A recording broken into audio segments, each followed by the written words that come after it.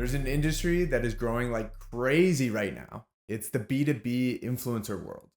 B2C influencers have been around forever with e-commerce and products and services and stuff like that. But B2B influencers are becoming more and more popular every single day, promoting software and services and big ticket items for companies. On today's episode, I have the person who works in this world every single day.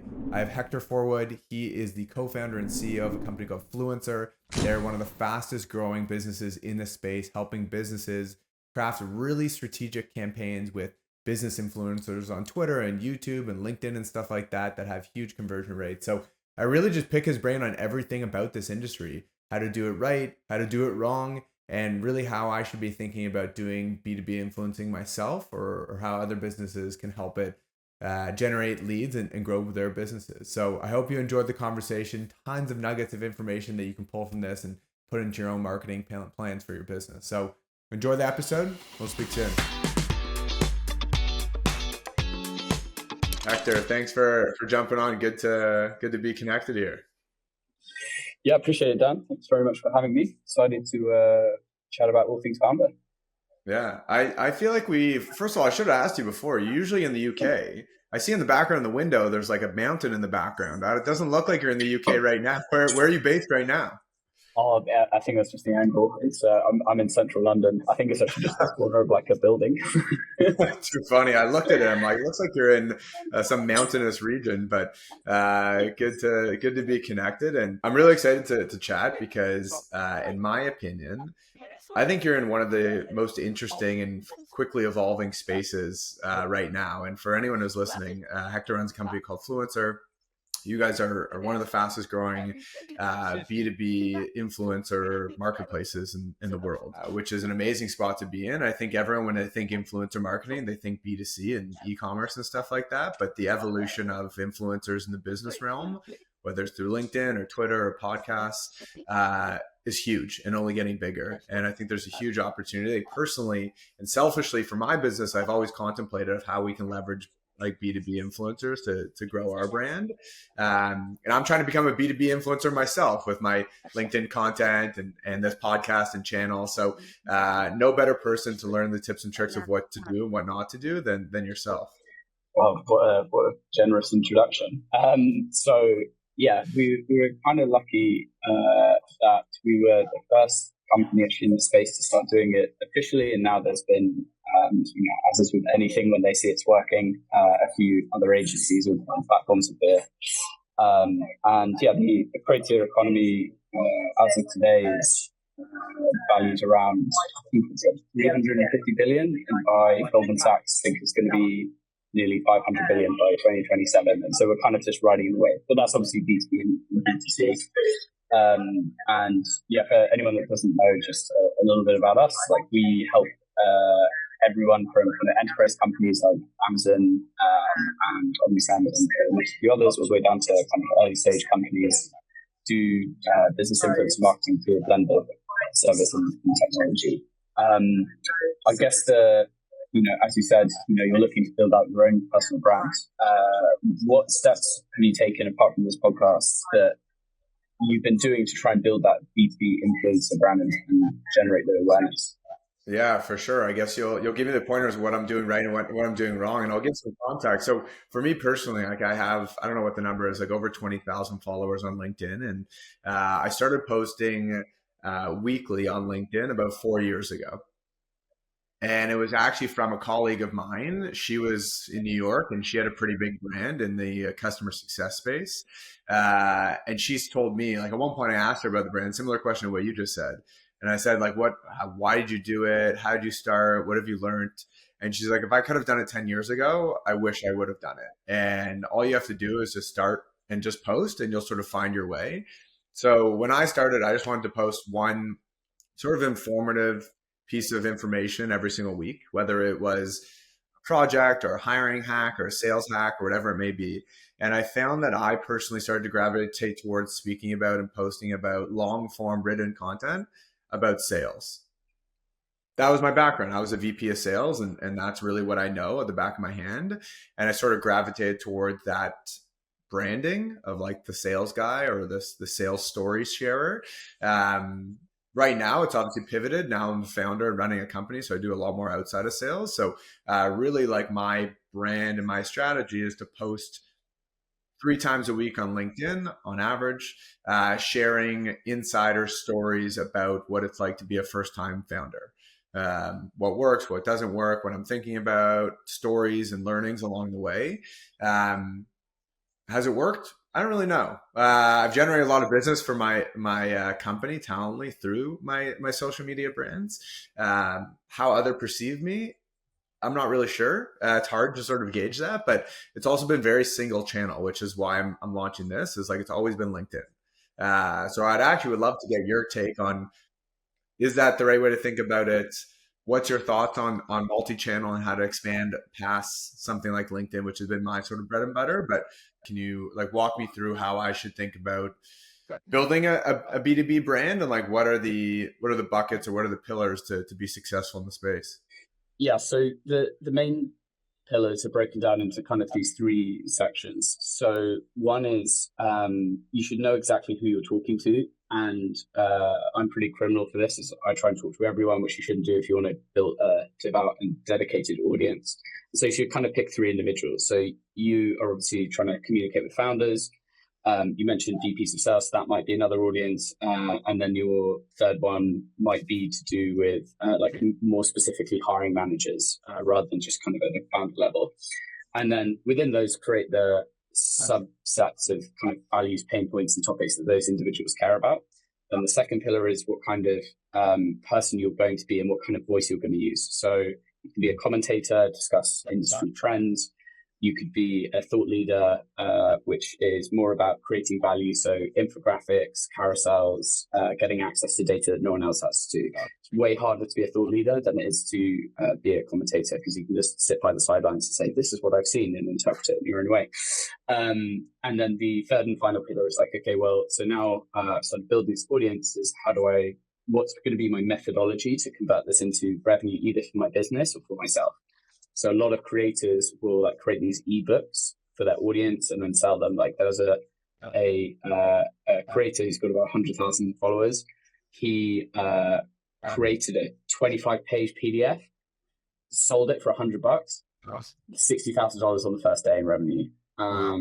Yeah, and that's kind of what's happening in B2B now, right? Is the industry is been really interesting. So like if you think about how B2C happened, which was primarily pioneered by Gymshark, the like fitness clothing company, in about 2014.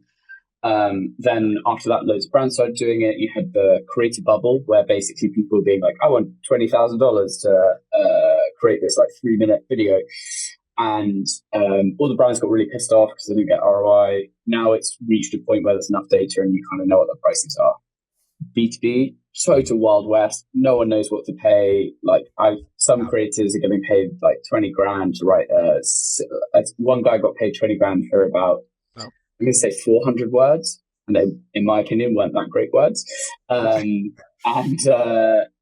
They're just the same things happening here as well. Sorry, I got slightly off topic there. Yeah, no, that makes sense. A couple of those things I want to sort of unbundle, and going to the first thing. And I love you talked about the Gymshark thing, because I've researched, I've learned a ton about Ben Francis, and he's unbelievable as a young entrepreneur. And he didn't know what he was doing at the beginning either, but he created this system for influencers and turned it into a $1 billion brand with Gymshark. So it's super interesting that you mentioned him, and I'm very familiar with his story, which is awesome. But I guess going back to the brand building side of it, and I guess a general question, like, do you think it's that much different than the B2C influencer world, or it's similar, it's just different target audience and different distribution channel? Like how much of this industry, or how much does your business draw from the B2C influencer world? That is a really good question. So the easiest way I kind of think about the B2C versus B2B is this is a huge generalization and probably very unpopular. So I hope it doesn't get distributed too far. Is if I am pretty privileged, by which I mean if I'm very handsome or beautiful as a guy or girl, I can, just wear not that many clothes, have pictures taken of me, and hold a lipstick or a drink, and someone will click my affiliate link, and the brand makes $2 or $10, and the influencer makes $2. And that's pretty much how most B2C influencer marketing works. That's also the buyers who are on, let's say, Instagram, TikTok, or whatever, can get out their credit card and pay for it instantly. B2B, for 90% of what the service is, you're going to have to integrate it. It's going to be multiple people. There's long buying process. Like, you've been a VP of sales, right? Like, the higher the ACV, the more people involved, the more moving parts. Yeah. They're not going to get a credit card out and then spend 100K in 24 hours because they watched a video of someone doing it. So the key difference is that you have to build trust with that creator's audience over a much longer period of time. And LinkedIn has a lot more lurkers than it does people who actively engage on LinkedIn, as opposed to a platform like TikTok, Instagram, YouTube, or whatever else. So as well as establishing that kind of brand presence, you have to be very particular about the level of consistency that you do it. And when you actually go for what I would describe as like a conversion event. So let's say I was selling like Outreach or HubSpot's email sequencing software. I would talk about the benefits of being able to string together emails using merge fields and like the ability to like track them being open and whatever. I would talk about the pain points that a SDR would go through, sales development representative. I use a lot of acronyms of sending emails. And then I'd be like, okay, now I've educated this person's audience over a 3-month period about all these different benefits and values that email sequencing provides. Now I'm going to have a really strong CTA for the next maybe like 2 or 3 posts in different formats. One might be, hey, here's like an open demo day webinar. If you want to come check out what we do in more detail, view it here, and then encourage them to go into that. Or the other might be, here is a free trial of our product for 7 days. Whatever it is. So the basically the key difference is just like the sales cycle and the level of credibility and value that you need to provide an audience, because the ACV of the products is so much higher. Yeah. I mean, like, have you sold different value products, or have you always kind of stayed at the same level? Yeah, I've like in my career historically in sales, even with my company now, like we have different value products all the time, from when we sold from SMB to enterprise, and the needs of those buyers change pretty drastically in terms of what the product is. But I think you come up with a good point of like, consumers are consumers. Like, they click add to cart or they click buy now, and the transaction comes through, and it might be $10 or it might be $100. But when you're influencing someone to potentially buy a new software or CRM or whatever it may be, like, that's tens of thousands of dollars. So I think you hit the nail on the head on the trust side of things. It's like, you really need to build industry trust or market trust or really just brand trust that you're doing something. And I think that's something that I've always been a little like aware of. Is me personally, I have whatever, a 10 software tech stack that I love. And if someone approached me saying, hey, can we do a collaborative post on this platform? If I use it and believe in it, like, I'm happy to post it and support it. If it's something random I've never used or something I've never been exposed to, like, I would be very weary of hurting my personal brand to promote that stuff. But I think, to your point, in B2C, like, it doesn't matter if you're promoting a t-shirt or a mug, like, it's not really going to hurt your personal brand. But if you're a business person and that's your brand, and you promote something that, whatever, doesn't work or doesn't deliver on their promise, or something you don't believe personally, that could damage your brand pretty definitively and cause a lot of issues for you long term. Yeah, I mean, that's something that we kind of have seen, because the space is quite new, and there are certain creators that we speak with who are let's say just like happy to take money to post whatever. Yeah. And they don't really care. They've got like a bit of a following, and I would say it's more of these like commentator based profiles, whereas the thought leadership profiles who are really pushing out like cutting edge evergreen content, those people are very protective and will only do brands that they've heard of or really support. And that's, you know, something for your audience. If you're planning to do business influencer marketing as an initiative, the influencer selection makes or breaks their campaigns. So who you work with, what they talk about. It's like, I would never sponsor a meme influencer, someone that just posts like customer success memes or whatever memes. Yeah. You'll get lots of likes, but none of the people liking it, they'll all just be CSMs in low level or like low level CSMs who won't Yeah. really ever make a purchasing That's decision. actually what I was going to, a couple of things I was going to sort of go into, which would love to get your take on is like, from a campaign success perspective, and you sort of answered it, is like, is it the influencer the most important person? Is it the content's the most important? Is the distribution and what you're actually putting out there is the most important? Like what do you find are like the most, I guess maybe in order, the most impactful variables in a successful B2B campaign? Evan?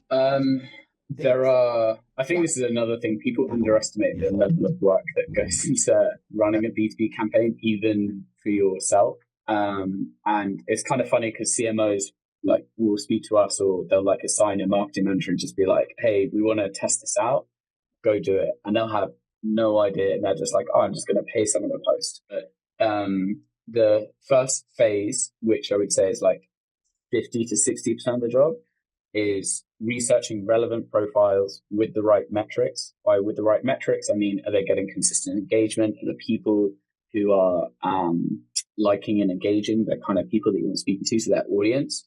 That those 2 points alone take us hours. Like we spend 60% of our time just doing research just on that piece. Then comes content alignment. So for example, just sticking with the email sequencing thing because it's easy, you as a creator might not agree with the email sequencing and handwrite all your emails. I, as an email sequencing company, shouldn't sponsor you because it's totally different from the alignment. You would be surprised how often that happens. Then the kind of last thing when looking at it is, are they posting frequently enough? So you'll get like, I don't know, Jamie Dimon, who's the CEO of JP Morgan Chase. He'll do one LinkedIn post a year and it will get 50,000 likes. That doesn't work. Like if you sponsor someone like that who posts once a month, you might get a couple of likes, but you really need to be getting someone who's got that engaged audience, who's not just gonna like click on it, like it, and then move on, because that creator has built trust, engages with them in the comments, and sticks around to help nurture their audience, basically. Yeah. Then comes the kind of draft and content reveal process, which is stemmed from the campaign strategy. So for the campaign strategy, am I announcing a fundraising round? Am I doing a new product launch? Am I going into a new market? Like you should do an influencer marketing campaign when you've got something to talk about.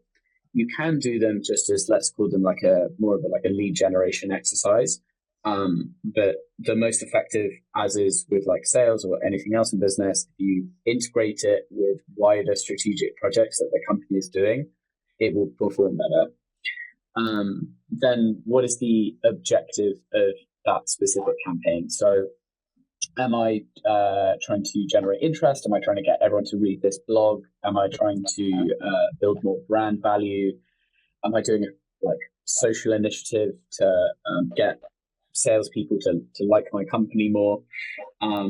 So once you've got all of those components, and I'd say that's maybe like 10%, the time to set up and think about the campaign strategy takes a while because there's can be lots of moving parts like creating graphics and like the lead magnets themselves and things.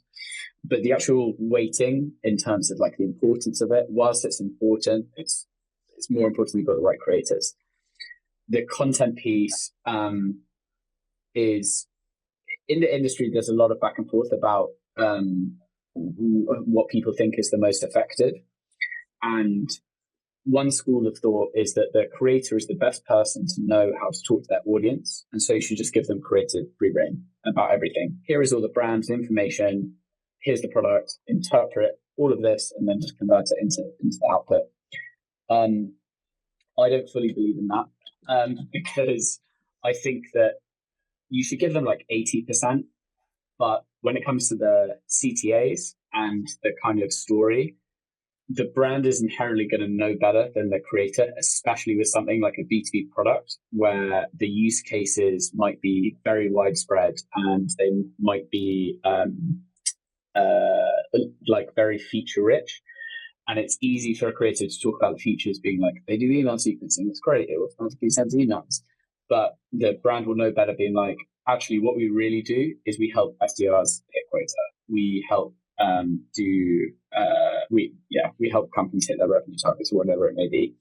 And so I think that you need this more hands-on blend. So like get the first draft of this creative free will, refine it, and then push it out. That is definitely the second most important component for a kind of a successful campaign. The third most successful, I would say, is a lot of people are very lazy when it comes to data analysis and like reading the content. Because if you're sponsoring 10 to 20 creators and they're posting like 3 posts, that's 30 to 60 different posts that you have to review. You need to read the comments, you need to go through it, you need to look at the impressions, what's working, what's not working, and then optimize it for the next set. Does talking about use case 1 perform better than use case 2? Does highlighting this pain point for this audience work better than this different pain point? People are just lazy and are just like, I want to pay the creator, they post, we get a bunch of leads. It's like anything, there's no silver bullet, you've got to put in the legwork. Yeah, you got to go back and understand what's working and sort of A/B test different channels and visuals or whatever it may be. Going back to one thing which I'm interested in, so I see this all the time, especially on LinkedIn, is the engagement rate portion of it. It's like you see people with 200,000 followers, they post something, gets 5 likes. And the other side of it, you see people with like 10,000 followers and they post something, and the first minute it's up, they have 500 comments. Okay, one of them, probably both of them have bots and they're not legitimate and actually don't have real audiences and real people following them. How do you analyze real engagement rates? Do you have specific tools, or like what's the best way to do that if you want to find an influencer and see if they have a legitimate audience? So we have a blacklist of creators that we know are in pods where they just get 150 of the same likes. And I won't name any names or release the blacklist, but a lot of LinkedIn's biggest creators are in these engagement pods, and they'd like cross-like one another in the first 10 minutes to like boost the algorithm. We know from the LinkedIn team that they've actually changed the algorithm recently. So as of now, after 7 hours, if people like and engage with your stuff after 7 hours after you like the post, you'll actually get a lot more engagement, like real engagement from people. Whereas if you suddenly get like a huge injection initially, they might kill your post. Like the algorithm's like trained to like stop it. Really? Yeah, so they're very aware of it. The other thing is how we analyze it is to be honest, you can tell like if there's AI comments of like, this is awesome. Hey, Daniel, love the new podcast. Like stuff people don't write. Like no one really talks. I mean, some people might write like that, but most people don't. Is the first kind of thing I check. And then the second thing I check is if I'm researching their creators and I look across 3 or 4 posts at their audience, if the same people are always the first like 20 to like and comment, probably not worth sponsoring that person just to kind of dodge that bullet. It's difficult to catch, but I'd say for any campaign, we probably review about 2,500 profiles. So we kind of got used to it. It's and then you said it from the beginning, it's sort of the wild, wild west, and people are trying to figure it out. And I'm sure there's a lot of people who are more smoke and mirrors than legitimate business influencers. But I guess on the identification side, you got to do your research. And as you said, like if you don't do step 1, which is research and identification of who's going to be good for this campaign, it doesn't matter how good your creatives are and how good your visuals are, it's never going to perform. Yeah, exactly. The other thing is, which kind of goes back to your earlier point, the diversification of media channels is I can't recommend people do this enough. People don't sponsor other like in terms of the companies we work with. Some brands want to sponsor YouTube creators quite frequently, but the majority we just want to work with LinkedIn creators. The issue with that is out of all of the social algorithms, LinkedIn is by far the most temperamental, and they make a lot of change. They make a change every quarter, and like the current cycle we're in is like sucks. They've killed engagement. Engagement's down by nearly 60% across like and this isn't just our campaigns, this is in general across everyone's profile. Impressions are being killed.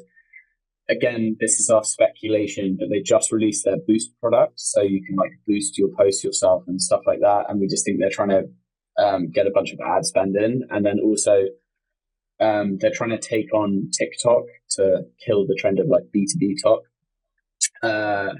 And that also sucks because their video suite that they've released, which you can only access via your phone, hasn't got robust analytics for creators. So like you can't track the audience retention throughout the duration of a video. So it will just say like this person's watched a video, but you don't know how long for, what the drop off point was.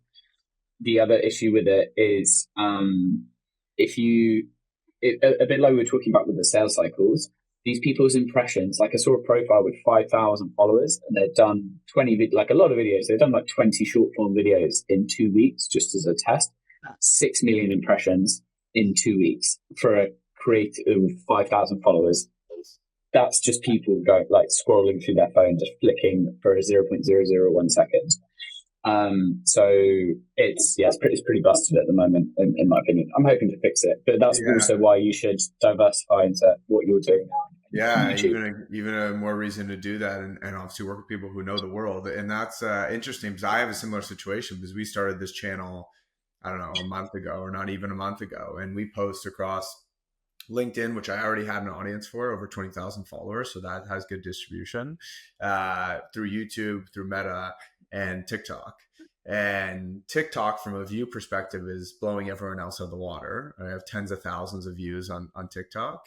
YouTube Shorts is a little bit more, and YouTube long form is like a couple hundred, like 100, 200 views per video after a month. But I think you can get very attracted to the high level metric of views, and I'm getting them on LinkedIn, I'm getting them on TikTok and YouTube and Instagram and stuff like that. It's a little bit more, you got to build up the trust with the marketplace and the audience that you're trying to connect with. But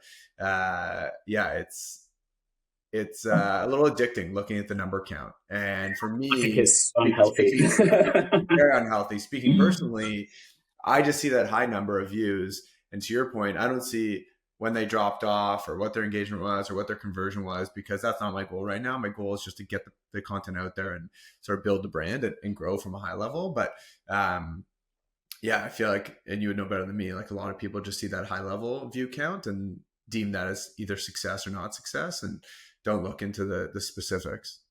Do you have a strategy for, so you said you've got about 20,000 followers on LinkedIn. Are you having a strategy to try and migrate your audience into other platforms? So I don't have a formal strategy other than like cross promoting and sharing content. The one platform, and I was going to ask you this as well, is sort of stack rank your B2B platform preferences that I've heard obviously great things about, and something I've been meaning to sort of build a brand on is Twitter or X. I haven't had the time or effort or strategy to go do it, but no, I don't have a formal plan. I know I should put the effort and time to do it. But from your perspective, if I only had a limited amount of time to build a brand and an audience, give me like a stack ranking of platforms for B2B that you think are the best to focus on. So this is also kind of a nuanced question. So it depends on the industry you work in. And my general stack ranking would be LinkedIn, newsletter, like a Substack or whatever it is, X, then YouTube and TikTok. And the reason that's my like general one is because newsletters, like there's a character limit on LinkedIn and you can only have one asset, so on and so forth. So newsletters give you a chance to like really show what you can do. And having like people only subscribe to newsletters, in my opinion, like loads of people subscribe to tons of newsletters, but I was reading about the data the other day, and of the subscribers, the read rate's about 47%. But if you include a link, the CTR ranges between about 0.5 to 4.5%. So if you include a affiliate link or whatever it is. But the key difference, I think, for newsletter people that subscribe to newsletters is it's all about the title. Like you're not going to read who's got the most successful Lenny's newsletter, who has got millions of subscribers. If he puts a link in his newsletter, he's gonna get that company a ton of demos. Twitter is really X, Twitter, showing my age there. It's very troublesome because of the troll attitude that it has, and like, just you could get the wrong people engaging with it. People, because they use anonymous names or like handles or whatever, you can get a lot of negativity. Weirdly enough, if you're like a VC or an investor, you should, like, all of them are on Twitter and posting about stuff the whole time. Same thing with developers. Like, if I sold a developer product or service, I would double down on Twitter. If I'm selling a B2B SaaS product that's more traditional, whatever it is, I probably wouldn't invest as much time. I would prioritize longer form, like YouTube videos or shorts or TikTok over it. Yeah. It varies. Yeah, it makes sense. Oh, there's obviously nuances from industry, but interested to hear that newsletter was sort of the second one in the pack, and yeah, it's something I've obviously seen and subscribed to, and I like to learn from others, or just like copy and steal from others that are doing this successfully. Like, who are like 2, 3 like B2B influencers that you think are just buttoned up, like doing it the best in the business right now? So I have, again, controversial opinions. So there are huge hype trains around Alex Hormozy, Yeah. and Stephen Bartlett, and who's the third one? I can't remember the guy's name now. Anyway, those two, let's say, are like the most famous business influencers currently in existence. I think they are great if you're trying to talk to like Gen Z Shopify entrepreneurs, and they do have, good lessons and things like that. And then on the flip side, Stephen Bartlett, Diary of a CEO podcast, the guests he has are amazing, and they're great to learn from, those kinds of things. But a lot of the kind of content and things they're pushing out, I do not think would work in the B2B world. More specifically, even though they're in the business influencer category, I think they're too close to the B2C and have too wide an audience for them to convert that into like real brand value, that someone maybe wants to sponsor. Who do I think is absolutely killing it? Again, depends on industry. Like Gary Vaynerchuk, again, really famous B2B influencer. Someone half his size is a guy called, or not even, like, I think he's got 500,000 followers. This guy Chris Do, is a very interesting B2B creator. I've never heard the name. What's his niche? He's kind of it's like talking to agency owners. Like there are a few of them, but pretty much any agency person would be following him. But he breaks down the kind of steps and like actionable points in such a way that if I do run an agency that's a little bit different. If I run like a digital marketing agency or like a creative agency, I would follow what he does pretty religiously because of the way that he operates. I think that it's kind of hard because there's like big LinkedIn creators who like people I don't think would have necessarily heard of, but who I just think are doing really well. Like there's a girl called Zoe Hartfield, who's the head of influencer marketing at Apollo, writes a lot of like sales-based content, but people really love her content. She's a hyper-engaged audience, and she's got 60,000 followers. Darren McKee, who is another sales-based influencer, has got about 125k followers. Again, awesome content, hyper-engaged audience. And then I think the last person that I'd probably shout out, like Carl Lacey, who's like a CMO of a company called Jellyfish. Again, amazing content, writes like very actionable stuff. Yeah. It depends on niche industry and things like that. Within every subset, depending on who you're looking at, you'll have like 4 or 5 creators who are like the best within in that space. I'll have to check those names out. A couple of them are heard, a couple of them haven't. But one that came to mind for me, and I don't know if you've seen the profile, but you were talking about newsletters, and there's a guy named Justin Welsh. I don't know if you've heard of him or seen his profile. Yep, yeah. And he has He's up a there. big brand on LinkedIn. I don't like his content. Like, it's not for me, but he does an amazing job of storytelling, converting to newsletters, and converting. When you're talking about PDFs and these playbooks, like, that's his business, right? He has, I don't know, 2 or 3 PDFs that he sells through his website on how to build your personal brand. And it's sort of this cyclical content engine, because he posts on LinkedIn, builds his own personal brand, then he converts people into like how to build your brand, and then he sells the product at the end of it, of this PDF of building a brand. And it's not something I absorb. Like, I don't really care for it, but I signed up for all the stuff and I follow him on all the channels because I actually like to understand his format and his templates and his process, because I think he's running a really, really tight content business. But he's not promoting other people. He's just promoting his own content, his own products. So I'm actually in the same boat as you. As like I follow his stuff, but I don't really like his content. It's not for me. But he actually one of the reasons he's so successful, and this is a note for your audience if you have the ability to do this, is because he's selling a course that is about building a personal brand. The people who take that course are then going to post about, like, I've taken this course, the Justin Worth course, so more people are going to go click on it. I've just grown from 10,000. I started out 10 months ago, and I've gone from 1,000 followers to 50,000 followers because I took this course.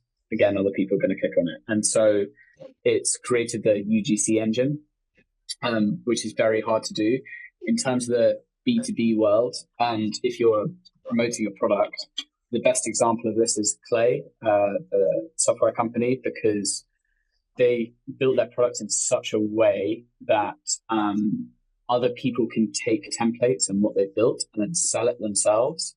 And so they're enabling people to make money. And people are obviously going to talk about that and try and make more money.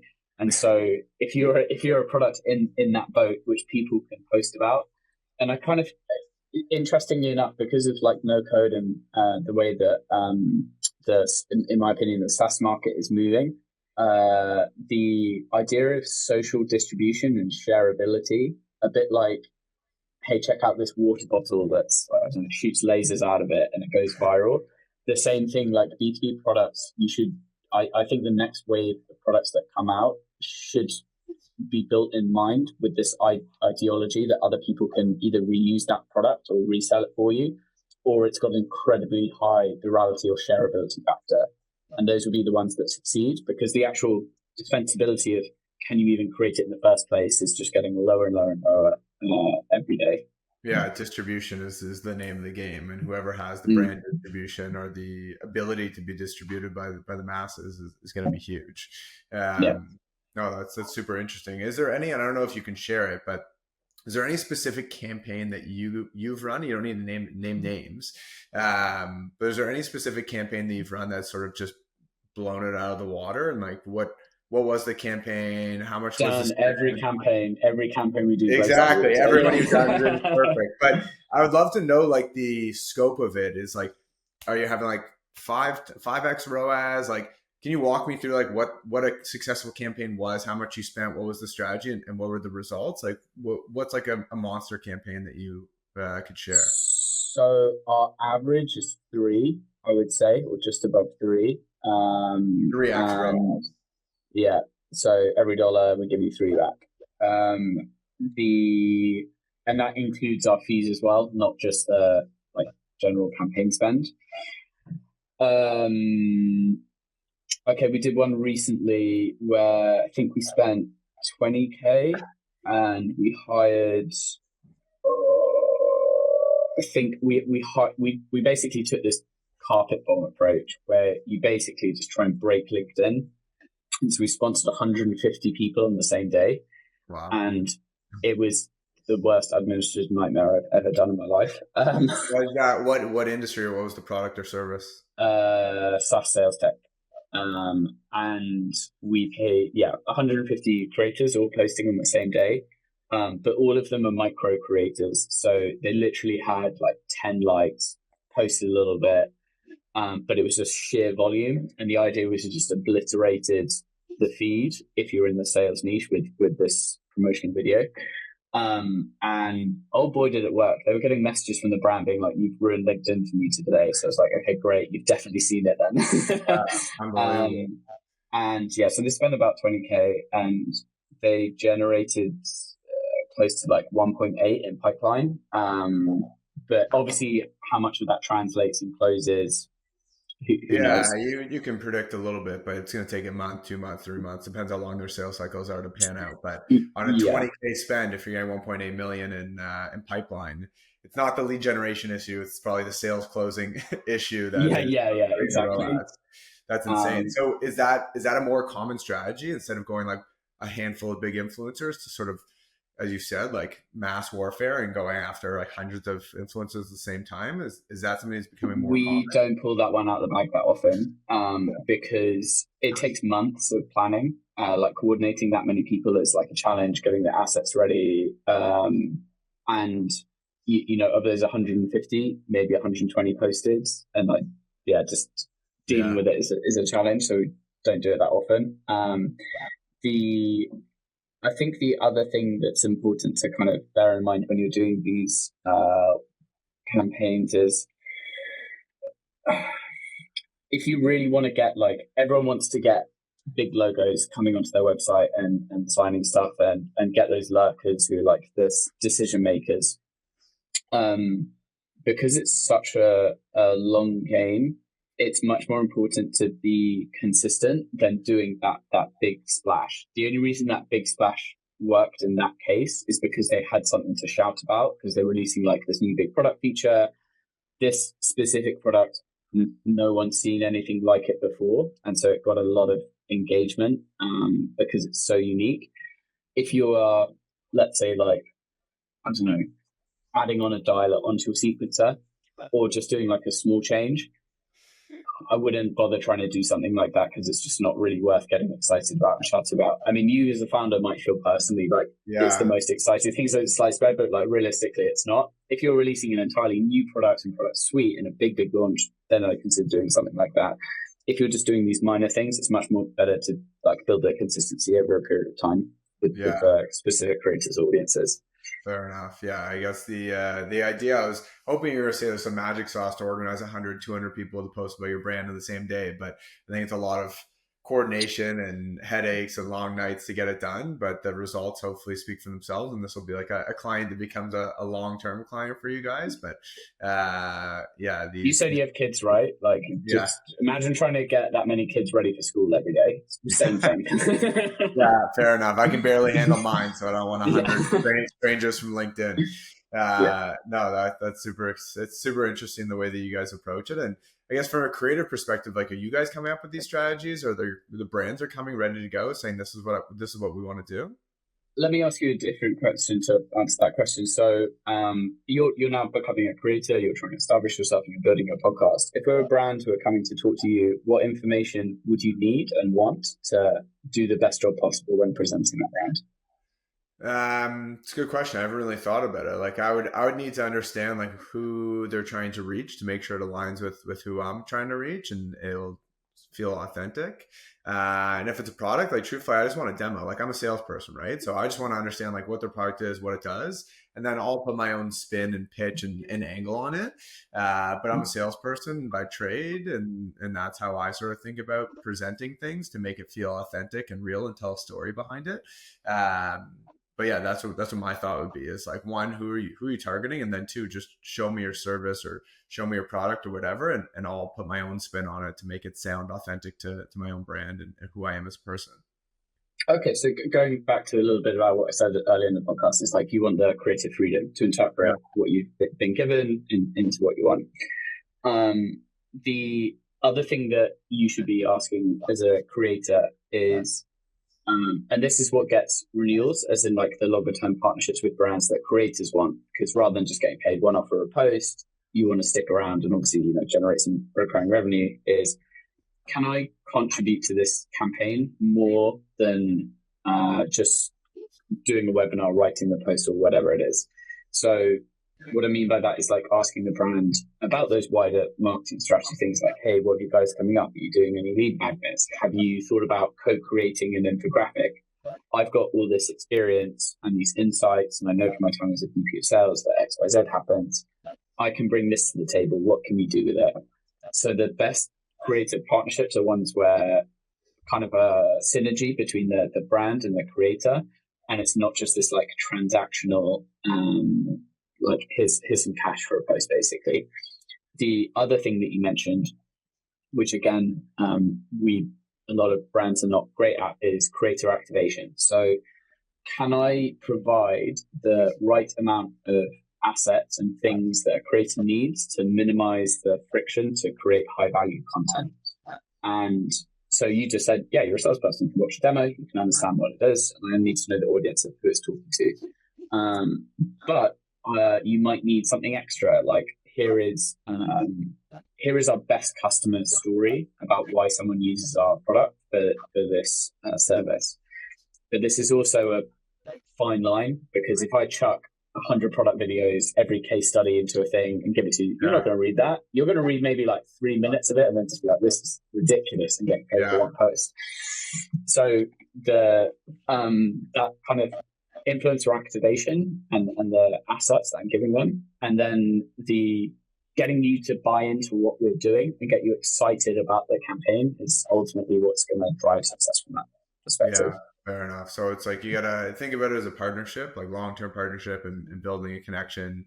Like I guess a simple package of like what information they need to be successful, and just hand it to them on a silver platter is sort of like the perfect combo to make these go as successful. And your ideas, and then we want your ideas. Creativity. Like, how would you sell this? Interesting. I guess sort of putting a bow on it and wrapping it up. What is your vision for this industry? What's your prediction for B2B influencer? Like this is, I don't know, we're in the first quarter of like a 4-quarter game here. Like we're only starting the marathon. Like where do you think it's going to go? What's keeping you up at night? What do you think about the industry in general and how it's going to evolve? I think it's going to follow the B2C market, by which I mean it's going to experience explosive growth. I think because of companies like us and a few others, and then people like we pay quite a lot of money, there is going to be a new wave of B2B content creators coming out, and some are probably building their brands now that I haven't heard of. If you don't have a personal brand, you should get one. It's great. Then I think what will happen is I do think the bubble is going to happen. The price points are just getting really silly for some of the posts that people are doing. There will be a correction. The thing that I think I'm most interested about is going to be the level of impact on AI generated content, both in B2C and B2B. In B2C, it's already happening. There's lots of like AI startups that are coming out of like an AI models and things like that in terms of like Instagram models. In the B2B space, I'm hoping that, because again you have these buying processes, it's a lot more about like value, and it's not a knee-jerk decision to buy that hairbrush or whatever it may be, that it won't perform as well, because AI can't fake 10 years of VPs of sales experience in a specific industry to the level that you would understand it.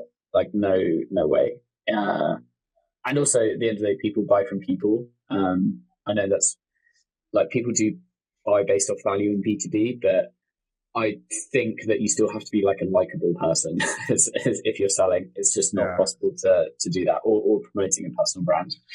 And you'll get, and I think the other final kind of thought is I think there will be a greater definition between a thought leader, so someone that does like these keynotes and is like the industry expert of whatever else, versus B2B content creators, where they will, there's a bit of a blend at the moment where like someone's been like an SDR for a year and then they're now a sales content creator and know everything about sales. We work with like VPs of engineering at Databricks, and like a first year DevOps engineer is not going to be able to Yeah. write anything to the same level. Yeah. It's funny. It's funny you say that because I see that all the time where there's people who are running marketing agencies or sales agencies, whatever it may be, and you look at their background and they just graduated from university or they had 2 years of working experience in an agency. And I guess you have to take everything with a grain of salt and do your own due diligence. But I think those are all fair predictions and only time will tell. But it sounds like you guys are riding the wave and hopefully it's a big one, which I agree with you. I think it's only going to get bigger and bigger. Yeah, no, it's looking like that way. Just need to make sure we seize the opportunity. And also for Dan's audience, so the way Dan and I connected was he messaged me on LinkedIn, and so far we've worked with a number of people that he's helped us place, and I can't recommend working with him entirely enough. And no, he hasn't asked me to say this, so he's probably going to blush a bit. Yeah, But it's exactly. Are you going to send genuinely me an been invoice awesome working with. after for a sponsorship? Yeah. No, that was a genuine bug because you do great work, and everyone you've helped us with. It's been fantastic, so appreciate it a lot, and thanks for having me on. 100%. I appreciate the shout out and thanks for jumping on. And yeah, if anyone wants to get in touch with Hector or look into influencer, I'll tag it in the post and everyone can reach out directly. But I appreciate you shedding the light on the B2B influencer world. And yeah, I'm excited to watch you and the industry grow. Sounds good. Right. Okay. Thanks. Have a good one. You too.